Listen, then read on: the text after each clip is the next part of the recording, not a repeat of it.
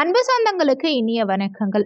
இன்றைய பதிவில் மேஷ ராசி அன்பர்களுக்கான தை மாத ராசி பலன்களை தான் பார்க்க போகிறோம். இந்த காலகட்டத்தில் உங்களுக்கு சாதக பாதகங்கள் என்னென்ன, எந்தெந்த விஷயங்களை இந்த காலகட்டத்தில் நீங்கள் செய்யலாம், அவசியம் தவிர்த்துக்க வேண்டிய விஷயங்கள் என்னென்ன, எந்த தெய்வ வழிபாடு இந்த காலகட்டத்தில் உங்களுக்கு நன்மைகளை செய்யும், இது மாதிரியான தகவல்களை தெளிவாகவும் விரிவாகவும் பார்க்க போகிறோம்.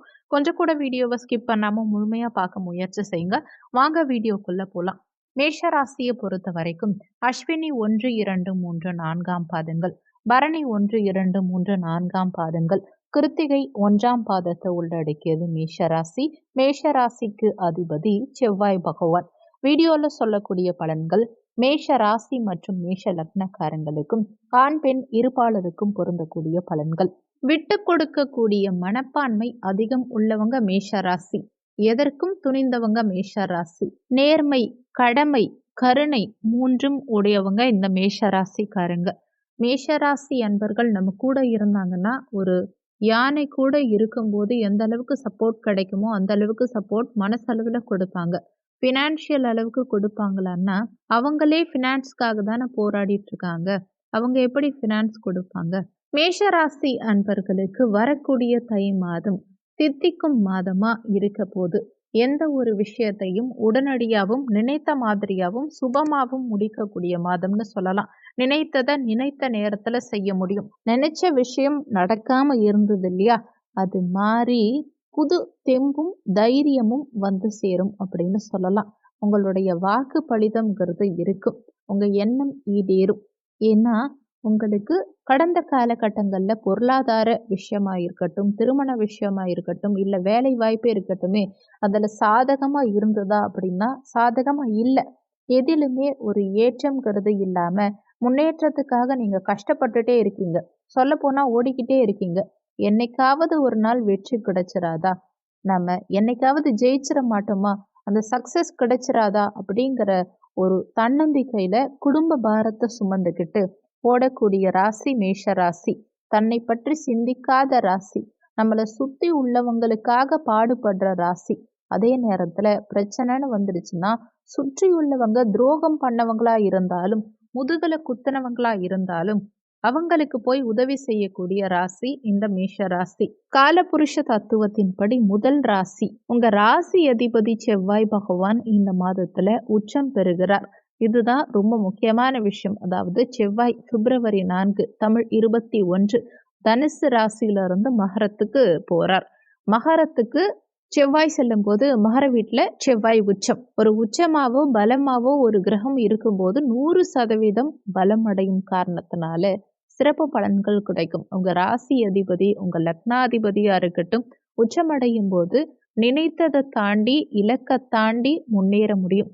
இப்போ நீங்கள் படிப்பில் ரொம்ப ஸ்லோவாக இருக்கீங்க, படிக்க மாட்டேங்கிறீங்க, உங்களுக்கு நல்லா படிப்பு புரிய மாட்டேங்குது, உங்களுக்கு படிக்கணுங்கிற எண்ணமே இல்லை அப்படின்னா அது அனைத்தும் சாதகமாக மாறும்.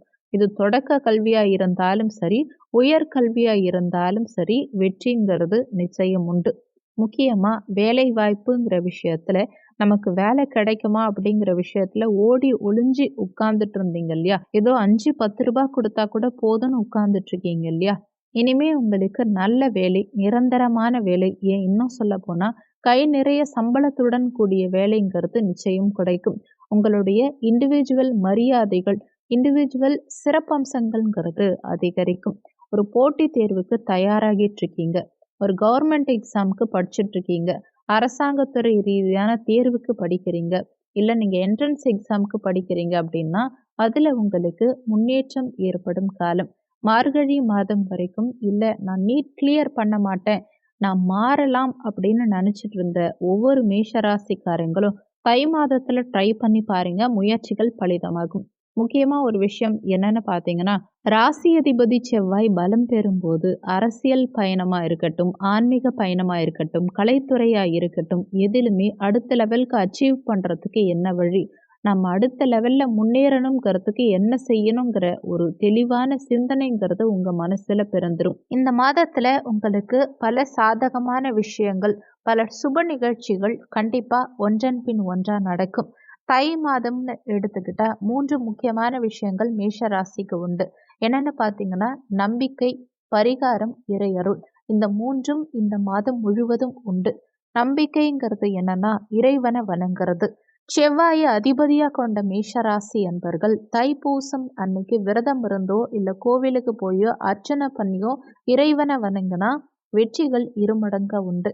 பரிகாரம்னு பார்த்தா தை அமாவாசை அன்னைக்கு பித்ரு சாபம் நீங்கக்கூடிய உன்னதமான நாள்.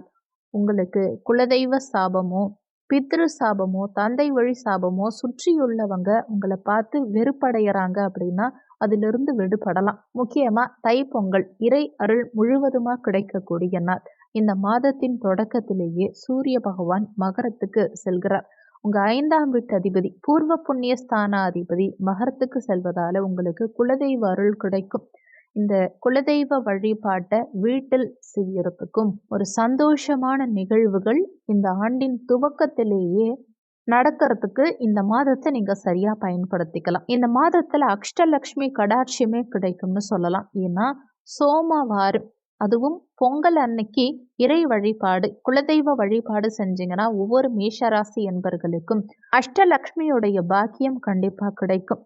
முக்கியமா உங்களுடைய மனசுல இருக்கக்கூடிய கஷ்டங்கள், குழப்பங்கள், மன அழுத்தங்கள் எல்லாம் ஒவ்வொன்றா விலகக்கூடிய மாதம்னு சொல்லலாம். மெயினா புதன் பகவான் உங்க 3ஆம் வீட்டதிபதி முயற்சி ஸ்தானாதிபதி பெயர்ச்சியாரார். இந்த 3ஆம் வீட்டதிபதி என்ன செய்யறாருன்னு பாத்தீங்கன்னா இந்த மாதத்துல மகரத்துக்கு போறார். அதாவது தை 13 ஆங்கில மாதத்துல 27ஆம் தேதி அன்னைக்கு பெயர்ச்சியாரார்.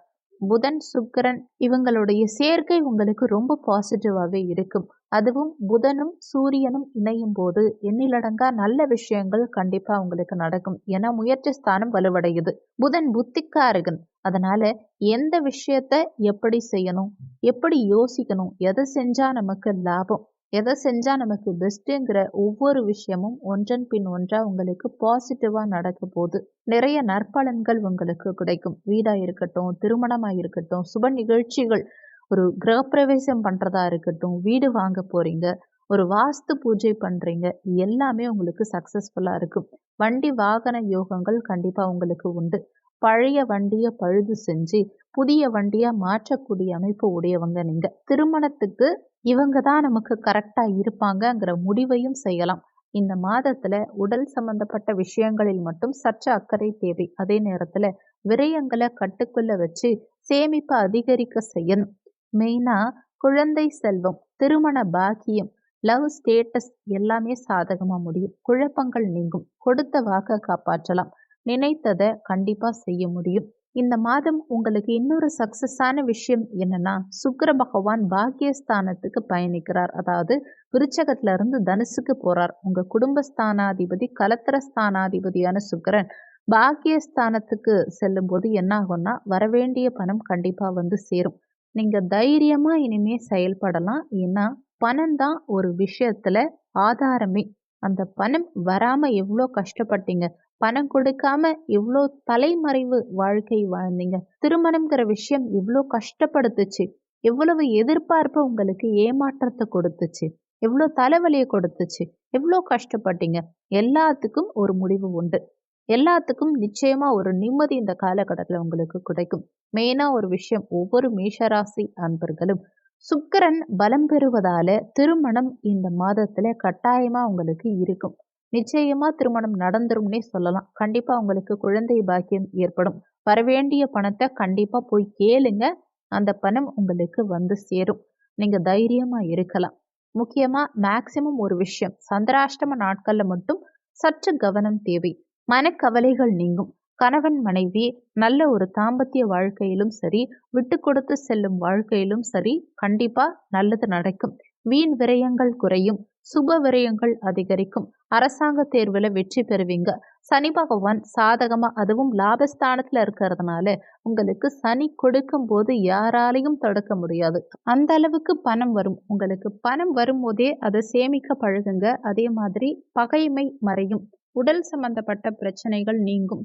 கோர்ட்டு கேஸு விஷயங்கள் கண்டிப்பா உங்களுக்கு சாதகமா முடியும். அதே மாதிரி அனைத்து விதமான பிரச்சனைகள், விவசாயமாகட்டும், தந்தை வழி பிரச்சனைகளா இருக்கட்டும், இந்த கோர்ட்டு கேஸு சம்பந்தப்பட்ட பிரச்சனைகள்ல இடம் சம்பந்தப்பட்ட வழக்குகள் இருக்கு அப்படின்னா கூட அது எல்லாமே சாதகமா முடியும். முக்கியமா என்னன்னா, பணம், பொருளாதாரம், வேலைவாய்ப்பு 3மே திருப்திய கொடுக்கும். வேலைவாய்ப்பு நினைத்த வேலை உங்களுக்கு நிச்சயமா கிடைக்கும். கை நிறைய சம்பாதிக்கலாம்.